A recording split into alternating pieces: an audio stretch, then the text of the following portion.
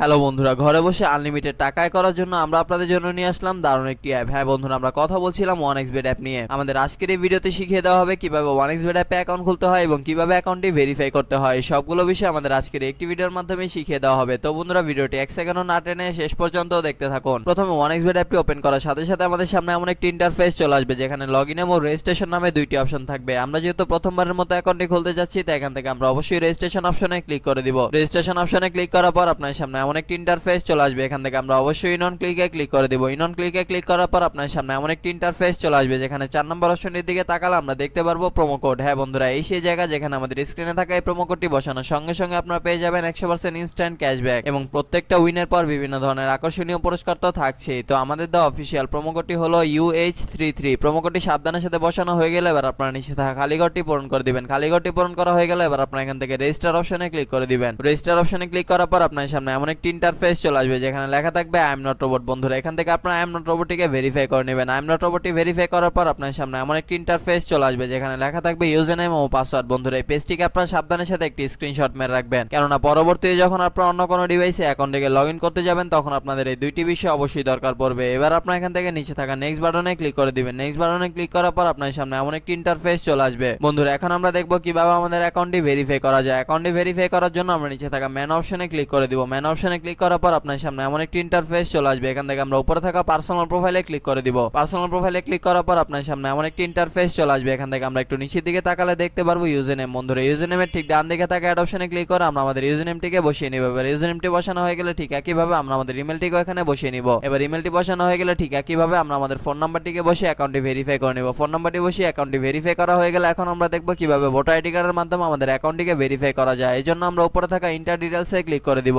Inter ডিটেইলসে click করার পর আপনার সামনে এমন একটি ইন্টারফেস চলে আসবে যেখানে লেখা থাকবে surname, first name, middle name, date of birth, place of birth, reason. বন্ধুরা, রিজন আপনারা এখান থেকে অবশ্যই বাংলাদেশ সিলেক্ট করে দিবেন। সিটি আপনি যে সিটিতে থাকেন সেই সিটিটা আপনারা এখানে অবশ্যই বসিয়ে দিবেন। রেসিডেন্ট অ্যাড্রেস হচ্ছে আপনার বর্তমান ঠিকানা, যা আপনি এখানে সাবধানের সাথে বসিয়ে দিবেন। ডকুমেন্ট টাইপ হচ্ছে ন্যাশনাল আইডি কার্ড। সিরিজ, বন্ধুরা সিরিজ আপনার এখান থেকে অবশ্যই 1 দিয়ে দিবেন। ডকুমেন্ট নাম্বার হচ্ছে আপনার ভোটার আইডি কার্ডের নাম্বারটি, যা আপনি এখানে সাবধানের সাথে বসিয়ে দিবেন। ডেট অফ ইস্যু হচ্ছে আপনার ভোটার আইডি কার্ড প্রদানের একটি তারিখ, যা আপনাদের ভোটার আইডি কার্ডের পেছনে পেয়ে যাবেন। Issued by Bangladesh government. বন্ধুরা, সবকিছু ঠিকঠাক থাকলে আপনারা নিচে থাকা সেভ অপশনে ক্লিক করে দিবেন। সেভ অপশনে ক্লিক করার পর আপনারা দেখতে পারবেন আপনাদের অ্যাকাউন্টটি ভেরিফাই করা সম্পন্ন হয়ে গিয়েছে। বন্ধুরা, এখন আমরা দেখব কিভাবে আমাদের অ্যাকাউন্টে টাকা ডিপোজিট করা যায়। অ্যাকাউন্টে টাকা ডিপোজিট করার জন্য আমরা উপরে থাকা ডিপোজিট অপশনটিতে ক্লিক করে দিব। ডিপোজিট অপশনে ক্লিক করার পর আপনার সামনে এমন একটি ইন্টারফেস চলে আসবে যেখানে লেখা থাকবে কোন কোন মাধ্যমে আমরা তাদের সাথে টাকা লেনদেন করতে পারবো। আমরা যেহেতু আজকে বিকাশের মাধ্যমে তাদের সাথে টাকা লেনদেন করতে চাচ্ছি, তাই এখান থেকে আমরা অবশ্যই বিকাশটিকে সিলেক্ট করে দিচ্ছি। বিকাশটি সিলেক্ট করার পর আপনার সামনে এমন একটি ইন্টারফেস চলে আসবে। বন্ধুরা, এর আগে বলে নেই যে 1xBet অ্যাপে একদিনে সর্বনিম্ন 300 টাকা থেকে শুরু করে আপনার ইচ্ছা অনুযায়ী আনলিমিটেড টাকা আপনার এখানে ডিপোজিট করতে পারবেন। আমরা যেহেতু আজকে 2000 টাকা ডিপোজিট করতে চলেছি, তাই এখান থেকে আমরা অবশ্যই 2000 টাকা সিলেক্ট করে দিচ্ছি। এবার এখানে আমরা আমাদের বিকাশ ওয়ালেট নাম্বারটিকে বসিয়ে দিচ্ছি। বিকাশ ওয়ালেট নাম্বারটি বসানো হয়ে গেলে আমাদের অ্যাকাউন্টে একটি 10 ডিজিটের ট্রানজাকশন আইডি যাবে। সেই আইডিটিকে আমরা এখানে সাবধানের সাথে বসিয়ে দিব। বসানো হয়ে গেলে সবকিছু ঠিকঠাক থাকলে আমরা নিচে থাকা কনফার্ম বাটনে ক্লিক করে দিব। কনফার্ম বাটনে ক্লিক করার কিছুক্ষণের মধ্যে আমরা দেখতে পারবো আমাদের অ্যাকাউন্টে টাকা ডিপোজিট হয়ে গেছে।